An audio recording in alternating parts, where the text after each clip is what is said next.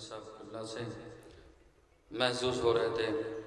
इस सिलसिले को आगे बढ़ाते हुए मैं मुअद्दबाना गुजारिश करता हूँ बड़ी अदब व एहतराम के साथ खतीब अहले बैत आली जनाब मौलाना गुलाम हुसैन सदफ जौनपुरी साहब की बारगाह में कि वो तशरीफ़ लाएँ और महफिल को खिताब फरमाएँ। नारे हैदरी। ला हौला वला कुव्वता इल्ला बिल्लाहिल अलीय्यिल अज़ीम। औज़ु बिल्लाहिस समीइल अलीम मिनश शैतानिर लईनिर रजीम। बिस्मिल्लाहिर रहमानिर रहीम। अल्हम्दुलिल्लाहि रब्बिल आलमीन वस्सलातु वस्सलामु अला अशरफिल अंबिया वल मुरसलीन सय्यिदना व नबीना व शफ़ीना व मौलाना व मुक़्तदाना बिल क़ासिम मुहम्मद सल्लल्लाहु अलैहि वसल्लम व आलिहि तय्यबीन अत्ताहिरीन अल-मासूमीन अल-गुर्रिल मयामीन व लअनतुल्लाहि अला आदाइहिम व मुनकिरी फ़ज़ाइलिहिम व मसाइबिहिम व गासिबी हुकूक़िहिम अजमईन मिन लैलिना हाज़िही इला क़याम यौमिद्दीन। बिस्मिल्लाहिर्रहमानिर्रहीम। रब्बिश्रह ली सदरी व यस्सिर ली अमरी वाहलुल उक़दतम मिन लिसानी यफ़क़हू क़ौली। अम्मा बाद फ़क़द क़ाल अल्लाहु सुब्हानहु तबारक व तआला हुम फ़ातिमतु अबूहा व बालुहा व बनूहा। सलवात भेजो। बुरादरान ईमानी, हमारे भाई दोस्त और हमसे बहरहाल बेहतर ख़तीब इनक़िलाब मौलाना अब्बास इरशाद साहब क़िबला ने जहाँ गुफ्तगू ख़त्म की है, मैंने चाहा कि वहीं से आगाज़ गुफ्तगू हो। जो उनकी तकरीर का आखिरी फ़िक्रा था वही मेरी तकरीर का पहला फ़िक्रा है। अल्लाह फ़रिश्तों के दरमियान शहज़ादी का तारुफ़ इस उन्वान से करवा रहा है कि ज़ेरे के साथ जो जमा हैं फ़ातिमा हैं, उनके बाबा हैं, उनके शौहर हैं और उनके बच्चे हैं। तारुफ़ का ज़रिया शहज़ादी औलिया को करार दिया। गोया एक बीबी के हवाले से दो मनसबों का तारुफ़ है। रिसालत को भी पहचानवाया जा रहा है और इमामत को भी पहचानवाया जा रहा है। और ये जो फ़िक्रा है आप बखूबी वाकिफ़ हैं कि हदीस किस्सा में है, अल्लाह ने फ़रिश्तों के दरमियान तारुफ़ कराया। और हदीस किस्सा मंज़र कशी है आये तथीर के नुज़ूल की। इतने सियाक़ो सबाक़ से किसी आयत की मंज़र कशी नहीं पेश की गई जितने खूबसूरत पैराए में आये तथीर को नशर किया गया। और आये तथीर ऐलान है आले मोहम्मद की तहारत का, ऐलान है उनकी तहारत का। चूँकि बात मारिफत से इससे कबल शुरू हुई कि मारिफत ज़रूरी है, मारिफत के लिए बुनियादी शर्त तहारत है। इस बात को जहन में महफूज रखें कि तहारत है तो मारिफत है, अगर तहारत नहीं है तो मारिफत का वजूद नहीं। एक तो कोई भी सिलसिला हो, इबादतें हम आप करते हैं, इबादतों का ताल्लुक़ हमारे जिस्म से है, इबादतों का ताल्लुक़ हमारे जिस्म से है। आप कह सकते हैं कि यह मादी पैकर सजदे करता है, मगर इबादत से कबल भी तहारत है। हमारे के यहाँ जो मसाइल की किताबें हैं, तौज़ीउल मसाइल हैं, तोहफ़तुल अवाम जो घर घर मौजूद है, यहाँ बात जब इबादत की शुरू होती है तो बाब नमाज पहला बाब नहीं है। किसी शरई किताब में नमाज का बाब पहला बाब नहीं है। बाब इबादत से पहले बाब तहारत है।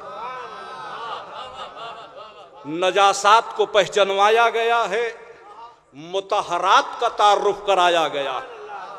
यानी तहारत में भी ये भी बताया गया है कि नजिस क्या है और ये भी बताया गया है कि पाक कैसे होगे।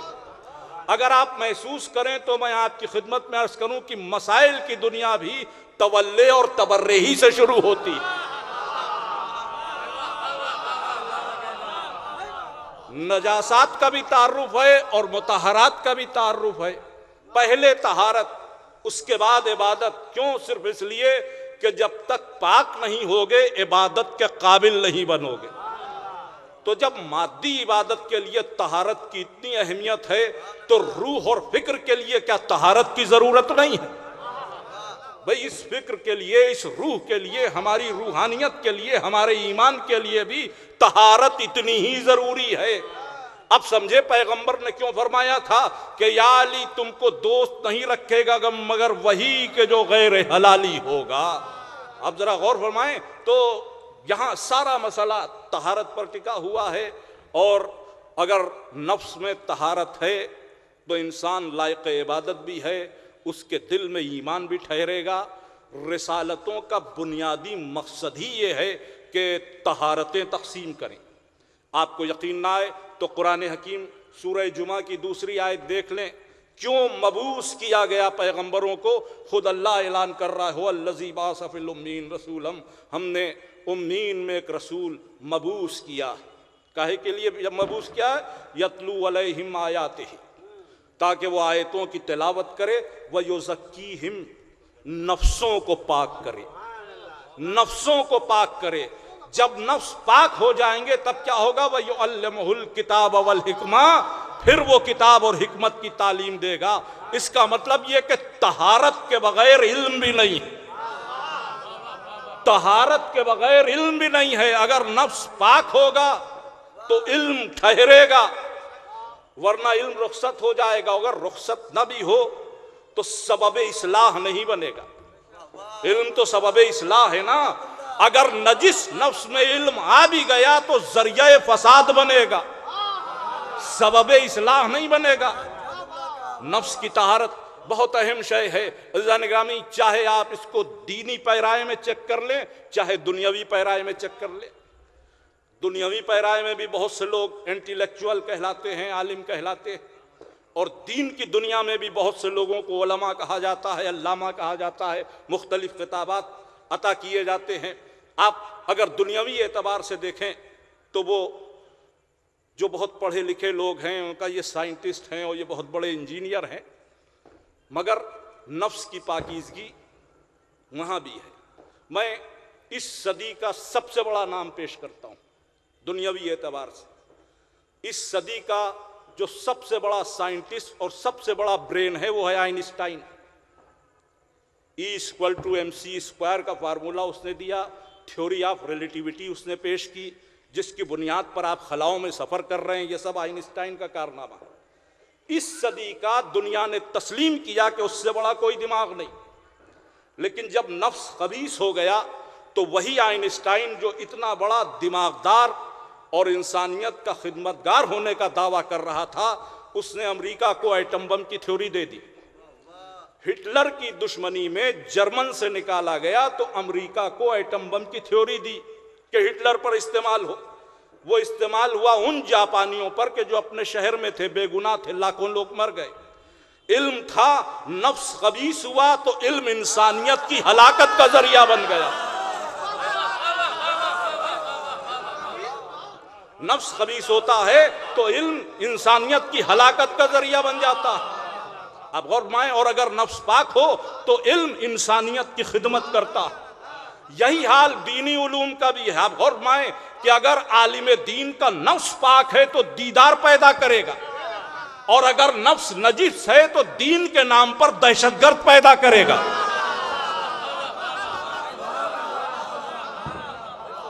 ये जो दहशतगर्द पैदा हो रहे हैं, ये मतलब ये भी उलमा ही कहलाते हैं कि जो दहशतगर्दी की तालीम देते हैं मजहब के नाम पर, उलूहियत के नाम पर, तौहीद के नाम पर। उनके पास इल्म होगा लेकिन नफ्स की नजासत उनका इल्म उनके इस्तेमाल के लायक नहीं रहने देती, और उनका इल्म इंसानियत के लिए मुहलिक साबित हो जाता है। तो मरहला है तहारत। रूह की तहारत सबसे बड़ा मरहला है। जैसे जिस्म की तहारत है वैसे ही रूह की तहारत है। जिस्म की तहारत इबादतों के लिए ज़रूरी है, पहचानवाया गया कि कैसे पाक होगे। तारुफ कराया गया कि पानी को मुतहर बनाया, पानी को मुतहर बनाया, यानी पानी खुद भी पाक है, नजासतों को भी पाक करता है। पानी की अदम मौजूदगी में मिट्टी को मुतहर बनाया, खुद भी पाक है, इससे तहारत का भी इम्कान है। पानी का ताल्लुक हुजूर अकरम से है, हुजूर को अबू ताहिर कहा गया। मिट्टी तुराब है, अली का लक़ब अबू तुराब है, यानी तहारतों का सिलसिला मादी दुनिया में भी आले मोहम्मद के सदक़े ही में है। पानी को पाक करने की सलाहियत दी गई, मुतहर करार दिया गया, मिट्टी को मुतहर करार दिया गया, धूप को मुतहर करार दिया गया, हवा के ज़रिए तहारत के इम्कानात पैदा किए गए मादी तहारत के लिए। ये मुतहर पाक तो हैं, पाक करते भी हैं, मुतहर हैं, पाक तो हैं, पाक करते भी हैं। और फिर कुरान ने रूहानी दुनिया में जब आवाज़ दी तो मुतहरून का तारुफ जब कराया तो कहा हमने आले मोहम्मद को मुतहर बनाया। पाक नहीं, तथहीर सिर्फ तहारत का ऐलान नहीं है, ताहिर होने का ऐलान नहीं है, मुतहर होने का ऐलान है। जैसे मादियत में पानी से पाक होते हो, अगर रूह की तहारत चाहते हो तो दर अहले बैत पर आना पड़ेगा। रूह इनके जरिए पाक होगी तो इनको मुतहर करार दिया है। पानी भी मुतहर है, ये भी मुतहर है। अब आप गौर फरमाएं कि जो कुछ दीन है हमारे पास इन्हीं आले मोहम्मद का सदका है, और इसी सदक़े में अगर कभी कभी मसाइल की बात भी आ जाए तो हो जाना चाहिए, क्योंकि जो भी मसला शरीयत है वो आले मोहम्मद की सीरत ही का नाम, आले मोहम्मद के अमल ही को शरीयत कहते हैं। जो ये करते चले गए वही शरीयत बनती चली गई। इन्हीं ने सजदा किया तो सजदा जुज़्वे इबादत बन गया, इन्हीं ने रुकू किया तो रुकू जुज़्वे नमाज बन गया, इन्हीं ने क़याम किया तो क़याम इस लायक हो गया कि इबादत में शामिल हो गया। जो जो ये करते चले गए वो इबादतें बनती चली गई। तो बहरहाल गुफ्तगू ज़्यादा तूलानी नहीं, बहुत इख्तिसार के साथ आपकी खिदमत में अर्ज़ करना है कि पानी को मुतहर करार दिया। तीन कैफियतें पानी की बयान हुई। उलमा तशरीफ़ फरमा हैं, मौलाना तनवीर साहब हैं, बिलाल साहब हैं, वक़ार साहब हैं, मुझसे बेहतर जानने वाले हैं शरई मसाइल के मुताल्लिक़, बहरहाल दक़ीक़ नज़र रखते हैं। इनकी मौजूदगी में ज़बान खोल रहा हूँ कि तीन तरह के पानी पाकीज़गी के लिए, एक आब कलील, एक आब कसीर, एक आब बहर। आब कलील मुख्तसर पानी, आब कसीर जिसकी मकदार एक कुर या उससे ज़्यादा हो। एक कुर का मतलब 3.5 बालिश गहरा गड्ढा हो, उतना ही लंबा और उतना ही चौड़ा हो, यानी क्यूबिक स्टाइल में कोई गड्ढा हो तो उसमें जो पानी है वो एक कुर है, आब कसीर। आब बहर यानी दरियाओं का रवां पानी, जारी पानी। ये पानी तीन तरह के पाक करते हैं। आब कलील भी पाक करेगा, आब कसीर भी पाक करेगा, आब बहर भी पाक करेगा, लेकिन फ़र्क है। आब कलील यह है कि हाथ पे नजासत आ गई, छींटे पड़ गई, नजासत साफ़ की, लोटे में पानी रखा था, हाथ पे आपने लोटे से पानी डाल लिया, तहारत हो गई। आब कलील है, लोटे में पानी है, तहारत हो गई। अगर लोटे में हाथ घुसेड़ दिया तो क्या तहारत हो गई? हाथ तो नजिस रहा, लोटे का पानी भी नजिस हो गया। तो आब कलील वो है कि जो नजासत कबूल भी कर लेता। आब कसीर वो है कि हौज था, हाथ पे छींट पड़ गई, हौज में हाथ डाल दिया तो हौज का पानी भी पाक रहा और हाथ भी पाक हो गया। आब कसीर वो है कि जो नजासत को आसानी से कबूल नहीं करता, लेकिन अगर इतनी नजासत दाखिल कर दी जाए कि पानी का रंग भी बदल जाए और जायका भी बदल जाए तो आब कसीर भी नजिस हो जाएगा, आब कसीर भी नजिस हो जाएगा। लेकिन ये जो आब बहर है, दरिया का बहता हुआ पानी है, इसमें आप जितने भी नाले मिला दें ये बहता हुआ पानी अपनी जगह पाक रहेगा, उसकी गलाजत भले अपनी जगह हो, इस पे नजासत असरअंदाज नहीं होती। ये आब बहर है। बस आप समझ लें कि अहले बैत की मोहब्बत ने हमें क्या अता किया है। एक जुमले में आप बात तक पहुँच सकते हैं कि हम शियान अहले बैत, इनकी मिसाल आब कलील की। ये पाक तो हैं, छोटे मोटे शक को दूर भी कर सकते हैं, लेकिन अगर दूसरी तरफ से ज़्यादा कोई हमला हो शैतान का तो ये आब कलील की मिसाल है, ये लोटे के पानी है, इनके बहकने का इम्कान है। जो हमारे उलमा हैं उनकी मिसाल आब कसीर की है, ये मुश्किल से बहकेंगे, बहुत मुश्किल से शैतान घेरेगा, मगर बहक ये भी सकते हैं, मासूम नहीं है। ये बात मैं बड़े चैलेंज से कह रहा हूं। यहां से लेकर आयतुल्लाहियत की फेहरिस्त तक जितने बैठे हैं सबके बहकने का इम्कान है, क्योंकि इसमत किसी के पास नहीं। ये है आबे कसीर, मगर अहले बैत आबे बहर हैं। नजासतें इनके करीब जितनी भी लाओ, अल्लाह ने कहा रिस आ नहीं सकता, इनकी तहारत मुसल्लम रहेगी। ये मुतहरून है, खुद भी पाक हैं, फिक्री तौर पर दूसरों को भी पाक करते हैं। अब ये जो तहारतों का समंदर है, इन तहारतों के समंदर में मरकजियत जिसकी है वो फातिमा ज़हरा है।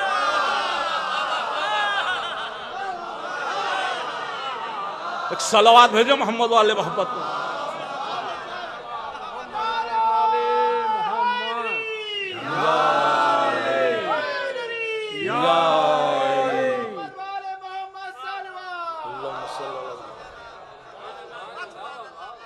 ये जो तहारतें अता करती हैं, याद है ना, मुश्किल आई, माओ ने, बुजुर्ग खवातीन ने कहानी मान ली, शहजादी की कहानी सुने और शहजादी के मोजज़े की बरकत से मुश्किल दूर हो गई। वो मोजज़ा जो बचपन में हम लोग बैठ के सुनते थे घर की बड़ी बूढ़ियों से, उस वक्त तक इतना शऊर नहीं था, इसलिए बैठते थे कि मोजज़े के बाद मिठाई तकसीम होगी। लेकिन जहन में तो पड़ा है कि शहर मदीना में एक यहूदी रहता था, यहीं से तो बात शुरू होती है। और उस यहूदी ने बीबी को अपने घर शादी में बुलाया, और जब बीबी तशरीफ़ ले गई तो सारी औरतें गश में आ गईं, और फिर कुछ को होश आया, और बाद में यह गुलगुला बुलंद हुआ कि दुल्हन मुर्दा। शहजादी ने मुसल्ला बिछाया, नमाज पढ़ी, और दुल्हन कलमा पढ़ती हुई उठी। भाई पहले उठती फिर कलमा पढ़ती, कलमा पढ़ती हुई उठी। बीबी ने बताया कि यह तहारत की एक लहर है कि जब जिंदगी मिलेगी तो पाकीज़गी के साथ मिलेगी। अब जरा गौर मैं, अब ये बीबी की तहारतों का मौजज़ा है कि एक दो नहीं, 500 औरतें और उनके मर्द मुसलमान हो गए। मदीने में पहले यहूदियों की अक्सरियत थी, बीबी के एक मोजिज़े ने यहूदियों को अक़लियत में पहुंचा दिया। एक मोजिज़े ने भी यहूदियों को अक़लियत में पहुंचा दिया। ये क्या है? ये तहारतों की मलका है, ये तहारतें अता करेंगी। युज़क्कीहिम की मिज़दाक़ हैं, ये नफ्सों को पाक करेंगी। युज़क्कीहिम की मिज़दाक़ हैं, ये नफूस को पाक करेंगी, पाकीज़गी अता करेंगी। अब एक आखिरी सवाल और गुफ्तगू तमाम के बहुत सी औरतें नहीं पाक हुई, रिश्ता कायम हुआ, पाकीज़गी नहीं मिली। और मैं भाई बाप से रिश्ता कायम हो गया तो सौतेला सही बेटी का भी तो रिश्ता है, नहीं पाक हुई। तो अब आप जरा गौर फरमाएं कि ये जो नहीं पाक हुई तो यहां मसला क्या है। बस एक छोटी सी मिसाल से बात साबित हो जाए कि गोमती नदी बह रही है, कुछ ले जाइए पाक हो जाएगा। एक साहब को कुत्ते पालने का शौक था, उन्होंने कहा हम पाक कुत्ता पालेंगे। वो अपना कुत्ता लेके गोमती में चले गए और 3 की जगह 300 गोते दिए। अब जो बाहर निकाला उसको, तो अब जो उसने अपना बदन झटकारा तो जो छींटे उड़ी तो फिर नजिस हो गए। हाँ, यानी कुत्ते को डुबोते रहे वो ना पाक हुआ। कुत्ते के डुबोने से गोमती नजिस नहीं हुई, मगर कुत्ता पाक नहीं हुआ। क्यों नहीं पाक हुआ? तहारत की सलाहियत नहीं रखता।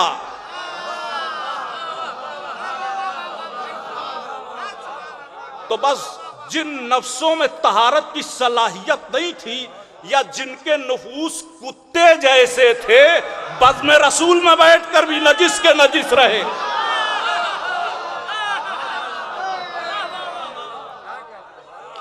आले मोहम्मद की तहारत पे फर्क नहीं आया, मगर सलाहियत ही नहीं है तो कहां से पाक हो। तो जो तहारतें अता होती हैं शहजादी के दर से अता होती है, बीवी के दर से अता होती है। और इस आए तथीर ने उस सिलसिले को पहचानवा दिया। आप गौर फरमाएं कि जितने मासूमीन हैं सभी तहारतें अता करते हैं, अंबिया और मुरसलीन भी मासूमीन हैं, वो भी तहारतें अता करते हैं। लेकिन माजी के जितने भी मुरसल हैं उनकी तहारतों की मिसाल वैसे ही है कि जैसे आब कसीर पाक करेगा, लेकिन बहर की तहारत आले मोहम्मद है। तभी ऐलान हुआ मरजल बहरैन यल्तक़ियान, बहर इन्हीं को कहा गया है, मुतहर इन्हीं को कहा गया है। और तहारतों की मलका हजरत शहजादी औलिया बीबी फातिमा ज़हरा सलामुल्लाह अलैहा, राजिया मर्जिया तकिया नकिया, उस बीबी के हुजूर हम सब तोहफ़े मुबारकबाद लेकर चलें, उसकी औलादों के हुजूर मुबारकबाद का तोहफ़ा हाजिर करें, इमाम असर की खिदमत में मुबारकबाद पेश करें कि जो वजह तख्लीक़ कायनात है और जो वजह बक़ाए कायनात है, जिसके नूर के तसद्दुक़ में इमामत और रिसालत भी है, आज उस बीबी के ज़ुहूर की शब है।